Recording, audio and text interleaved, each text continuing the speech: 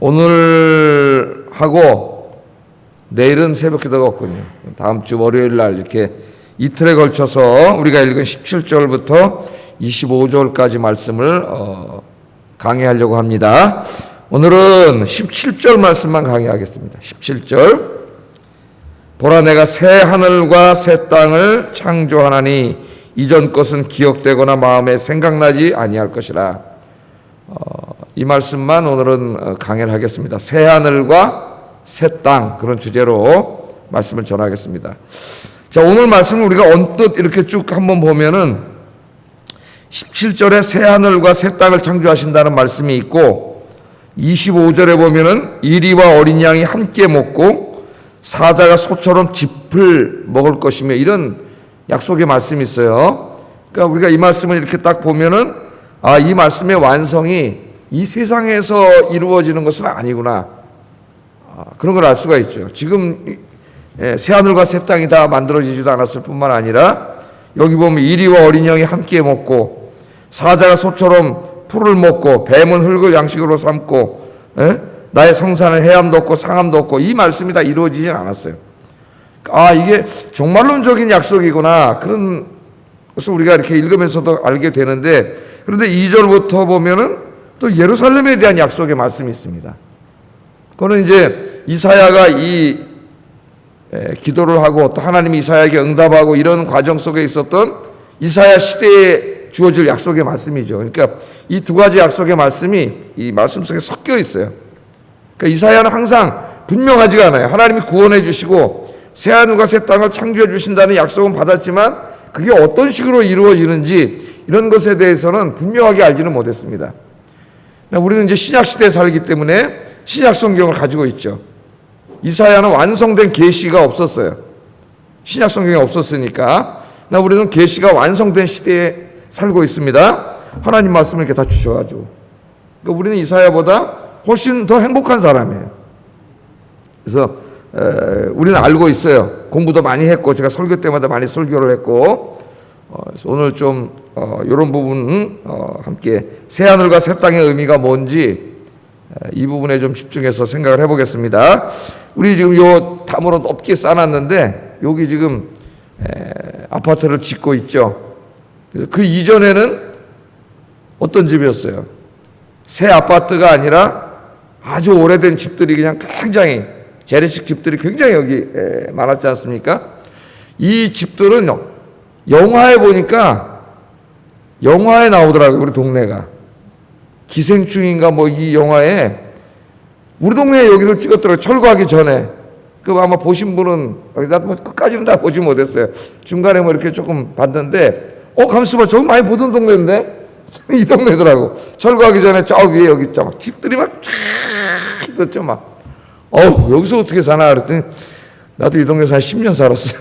10년. 맨 처음에 볼 때는 여기서 어떻게 사나 이런 생각이 들었는데, 자, 그런데 이제 그 낡은 집들을 다 헐고 주민들이 서로 자기들끼리 약속을 해가지고 여기다가 이제 새 집을 짓기로 했죠. 새 집, 아파트를 짓기로 하고 이걸 다 부셨습니다.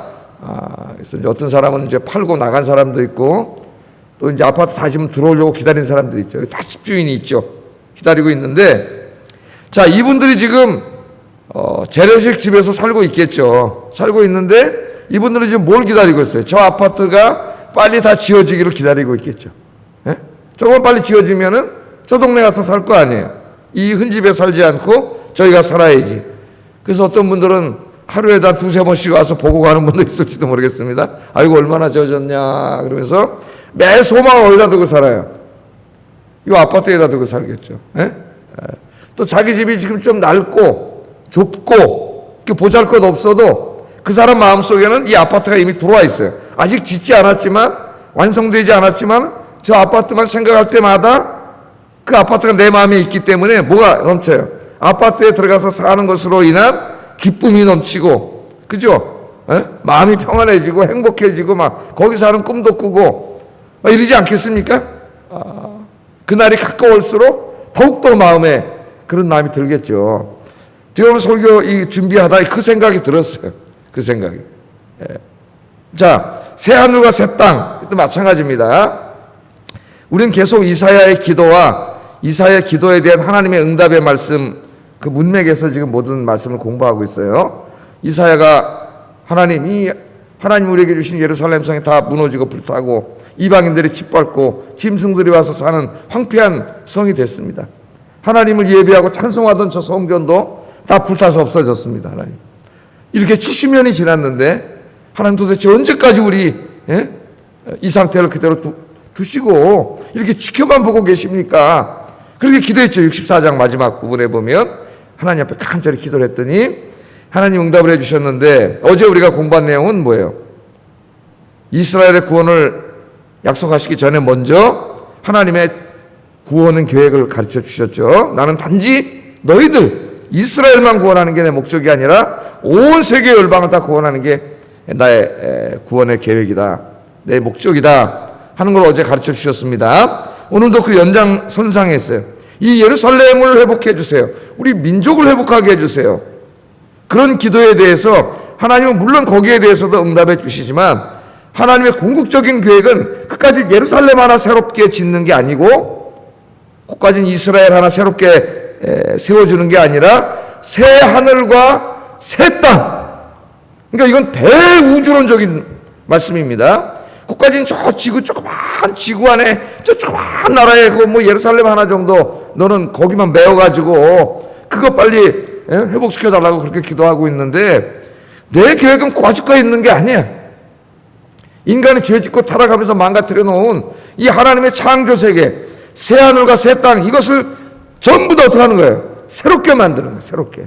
예루살렘을 회복하는 게 아니라 새 하늘과 새 땅을 내가 여기다 새롭게 만드는 게 그게 내 계획인데, 왜 그렇게 네가 그렇게 시각이 좁아져가지고 그까진 예루살렘 성 하나에 다 이렇게 매여 사냐? 하나님 그렇게 말씀을 하시는 거예요. 물론 네가 지금 그 시대를 살고 있기 때문에 그 성의 회복이 너에게 중요하다는 건 내가 알고 있지만, 그러나 우리의 전망을 바르게 가지고 있어야 됩니다. 더 큰 전망. 우리 무슨 뭐 아영교회 하나, 대한민국 하나 이 정도가 아니라 하나님은 새 하늘과 새 땅, 이 우주를 새롭게 하시는 계획을 가지고 계세요.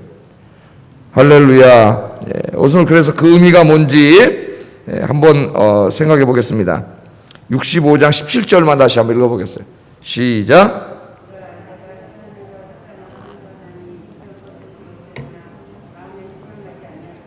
네, 이 새 하늘과 새 땅을 창조한다는 말은 좀 이따 또 읽어보겠지만은 요한계시록에 아주 구체적으로 이 말씀이 약속되어져 있습니다.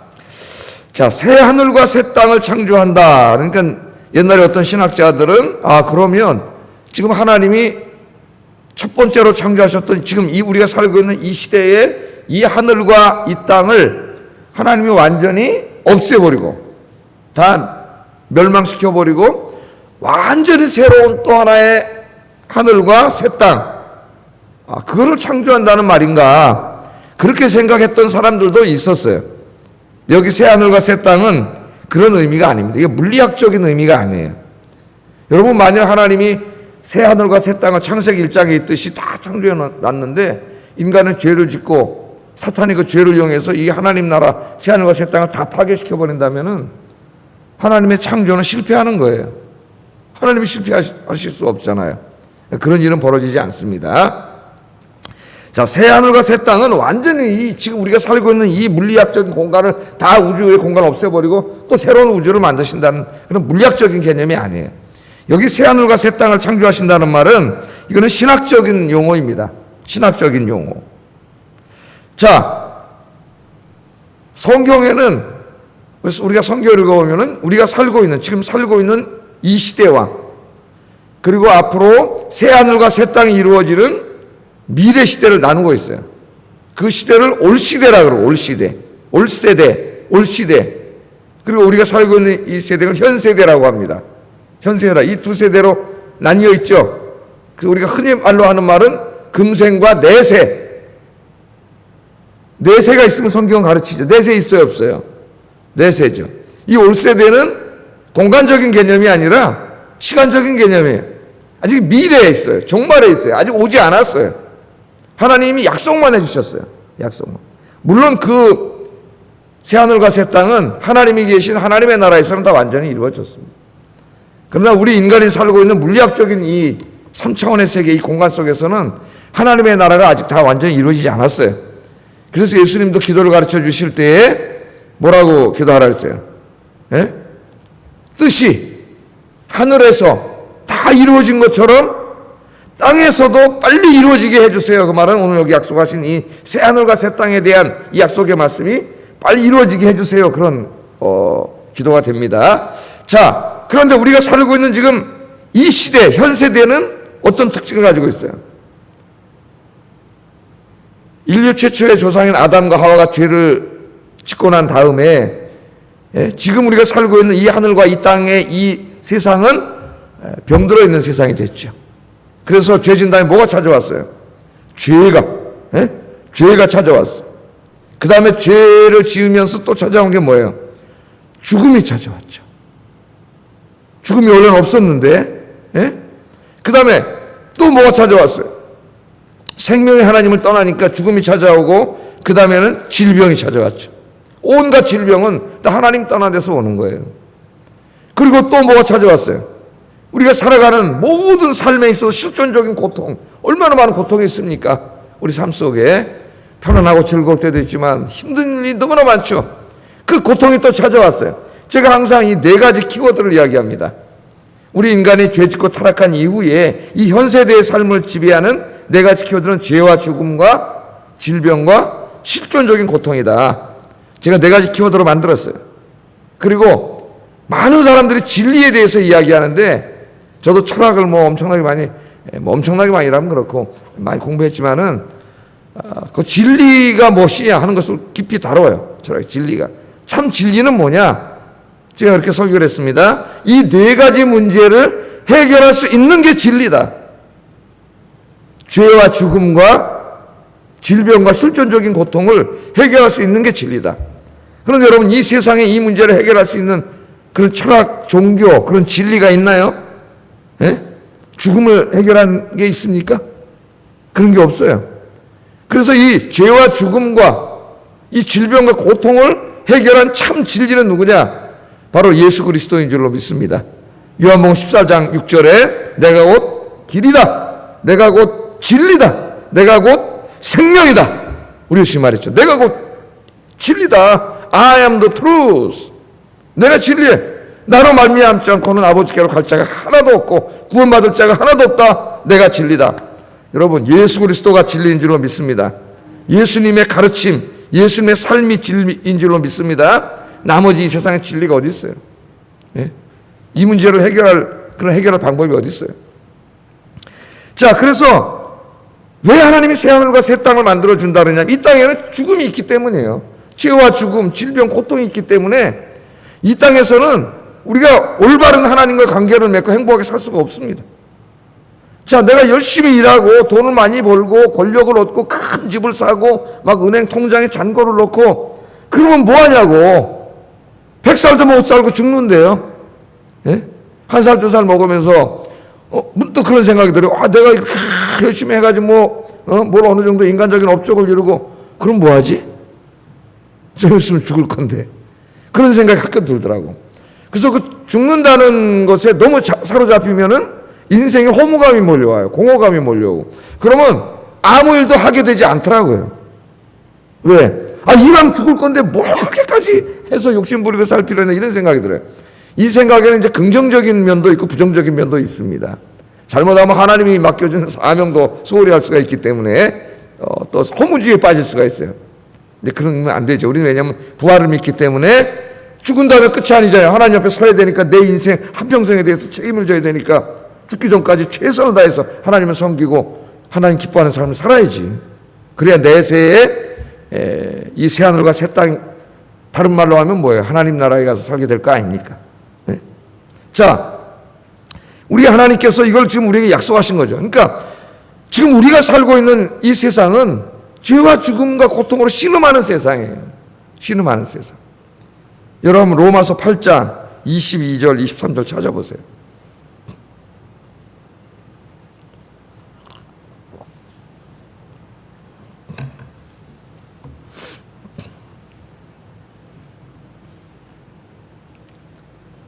자, 같이 한번 읽어볼까요? 피조물이 다 이제까지 함께 탄식하며 함께 고통을 겪고 있는 것을 우리가 아느니라.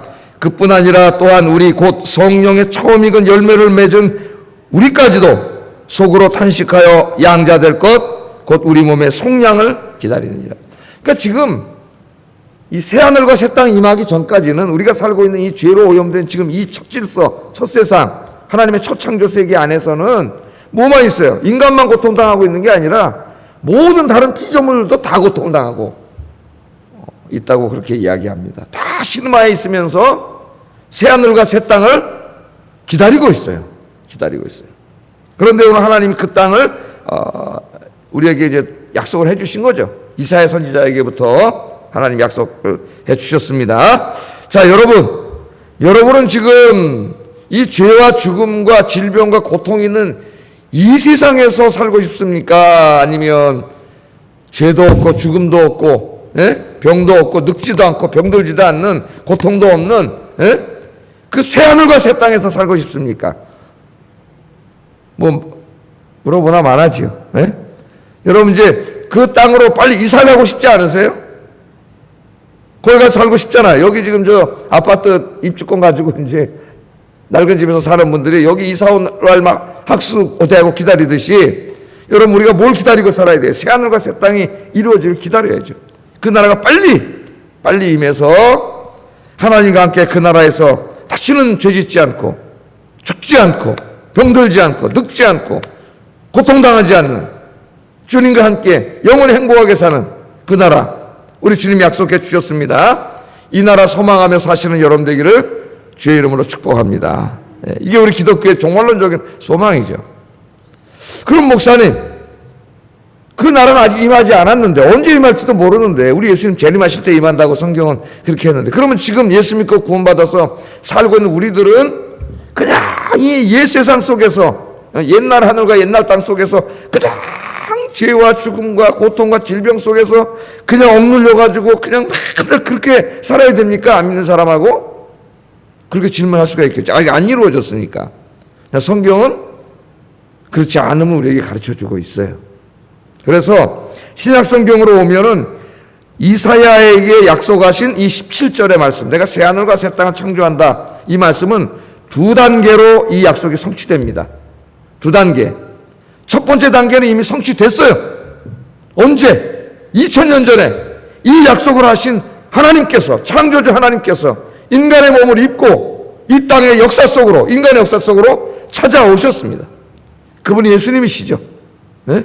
그래서 2000년 전에 이미 십자가에서 우리 모든 사람의 죄와 죽음과 질병과 고통을 짊어지시고 십자가에서 죽으심으로 우리 모두에게 구원을 이루어 주셨습니다. 이사야 53장에 그가 찔림 우리의 허물을 인하며 그가 상함 우리의 죄악을 인함이라 이 말씀 속에 예언되어 있죠. 우리 이미 공부를 했습니다. 자, 이 문제를 다 해결해 주셨어요. 그래서 누구든지 이제는 예수님 앞에 나와 예수님 만나면 구원을 받습니다. 죄의 문제도 해결받고 죽음의 문제도 해결받고 여러분 믿습니까? 죽음의 문제 해결받는다는 거 모든 고통과 질병으로부터 자유함을 얻어요. 자, 우리 예수님 이 말씀을 마태복음 12장 28절 한번 찾아보세요. 마태복음 12장 28절.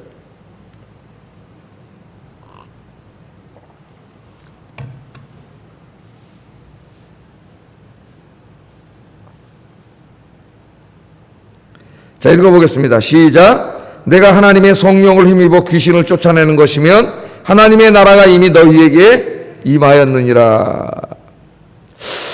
자, 하나님의 성령을 힘입어 귀신을 쫓아내, 내 안에 있는 귀신을 쫓아내면 이미 하나님의 나라가 너희 안에 임한 거다 그렇게 말을 해요. 이 말씀을 통해서 볼 때 예수 믿지 않는, 우리가 예수 믿기 이전에 우리의 마음은 누가 장악하고 있어요? 귀신이 장악하고 있어요. 귀신. 이 귀신은 누구예요?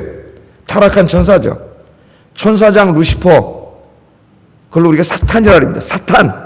그 사탄과 함께 타락한 수많은 졸개 천사들을 우리 성경에서 번역할 때 귀신이라고 번역을 했어요. 근데 이제 여러 번 제가 말했지만 귀신은 오해의 소지가 좀 있습니다. 우리나라 사람들은 귀신은 사람이 죽으면 그 혼백을 귀신이라고 해요. 우리나라 사람들은. 그런 건 없습니다, 여러분. 사람은 죽으면 끝이에요. 혼백이 어디 있어요? 죽으면 예수 믿는 사람은 낙원에 가고 영혼이, 믿지 않는 사람은 음부에 가서 대기하고 있지 이 세상에 구천을 헤매고 다니지 않아요. 그러니까 제사 지내는 건 어리석은 일이에요. 그렇게 다니는 게 없어요.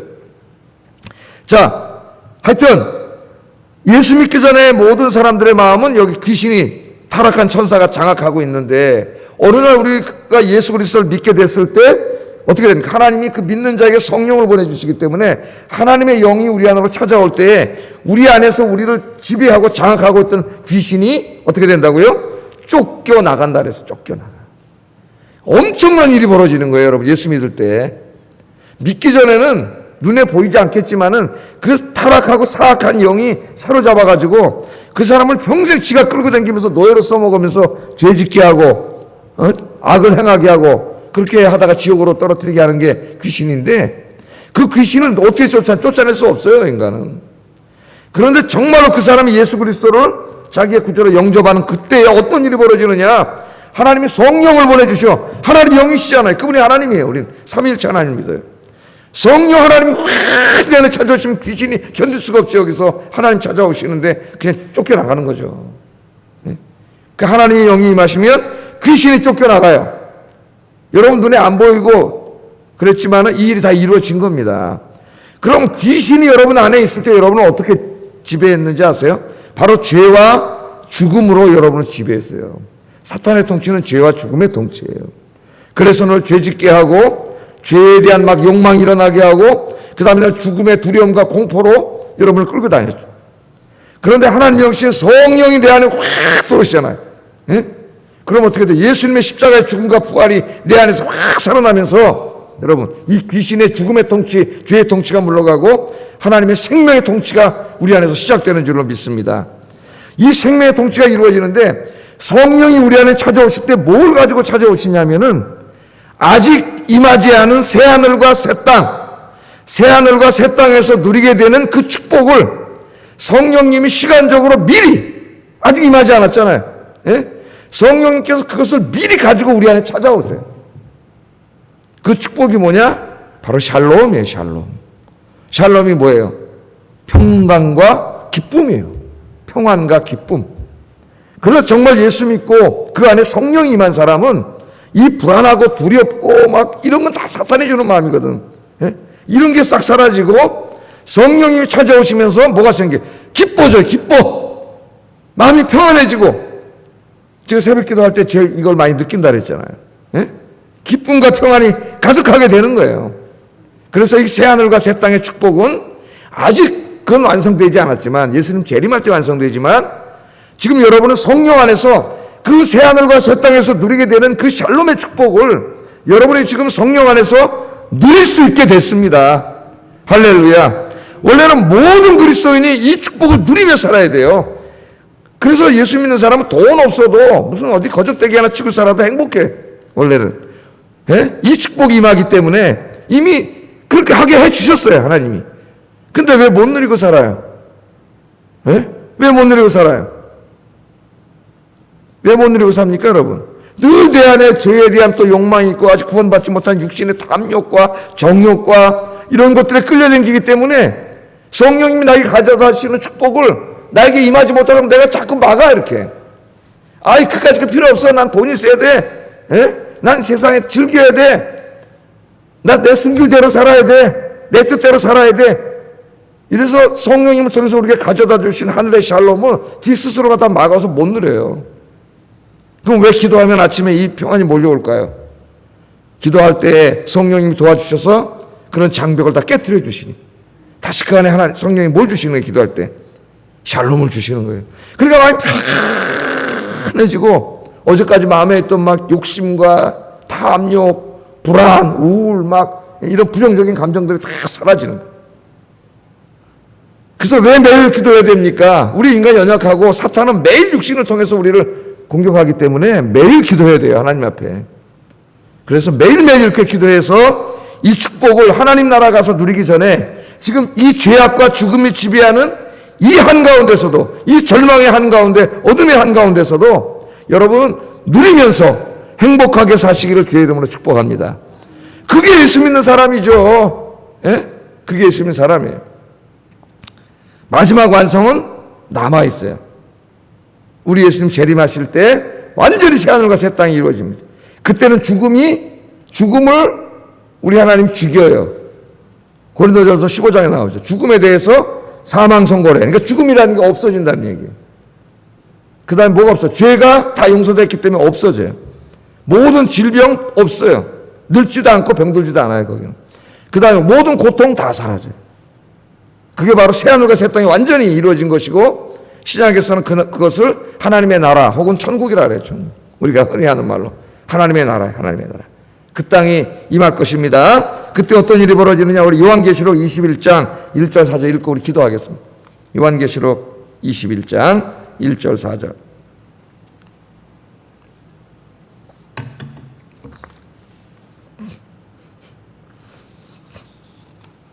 다 찾으셨죠? 한번 읽어보겠습니다. 또 내가 새 하늘과 새 땅을 보니 처음 하늘과 처음 땅이 없어졌고 바다도 다시 있지 않더라. 또 내가 보매 거룩한 성 새 예루살렘이 하나님께로부터 하늘에서 내려오니 그 준비한 것이 신부가 남편을 위하여 단장한 것 같더라. 내가 들으니 보좌에서 큰 음성이 나서 이르되 보라, 하나님의 장막이 사람들과 함께 있음에 하나님이 그들과 함께 계시리니 그들은 하나님의 백성이 되고 하나님은 친히 그들과 함께 계셔서 모든 눈물을 그 눈에서 닦아주시니 다시는 사망이 없고 애통하는 것이나 곡하는 것이나 아픈 것이 다시 있지 아니하리니 처음 것들이 다 지나갔음이니라. 아멘. 이 땅에 살고 싶죠? 이 나라에서.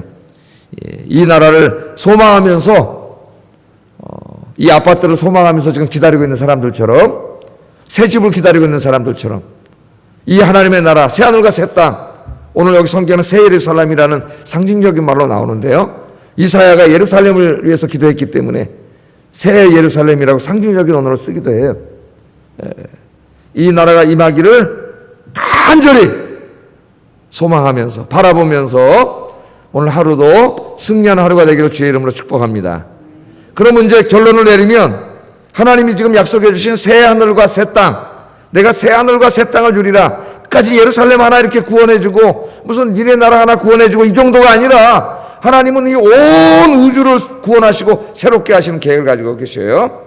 이 새 하늘과 새 땅에 대한 약속을 받은 우리의 삶은 뭐냐? 정체성은 첫째는 그것을 성령 안에서 누리라 했죠.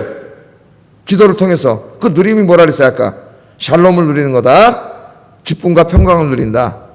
그리고 또 하나는 뭐예요? 아직 완전히 이루어지지 않았기 때문에 그 나라를 소망하는 거죠. 소망하는 거예요. 그래서 이 약속에 대한 우리 기독교인의 삶의 의미는 누림과 소망의 삶입니다. 이미 예수 안에서 아직 임하진 않았지만 성령님이 그 하나님 나라의 축복의 샬롬을 가지고 오셨기 때문에 그것을 이 죄악 가운데 있지만 여기서 누리시고, 매일 누리세요. 이걸 누리면 맨날 행복하고 기뻐요. 누리면서 이 세상에 욕심내지 않고 뭘 소망해요? 이 나라가 완전히 이루어지기를 소망하며 사는 게 기독교인의 실존이다. 실존이다. 우리가 이 큰 전망을 잊어버리면 안 됩니다. 누리시고 소망하며 사시기를 주의 이름으로 축복합니다. 기도하겠습니다.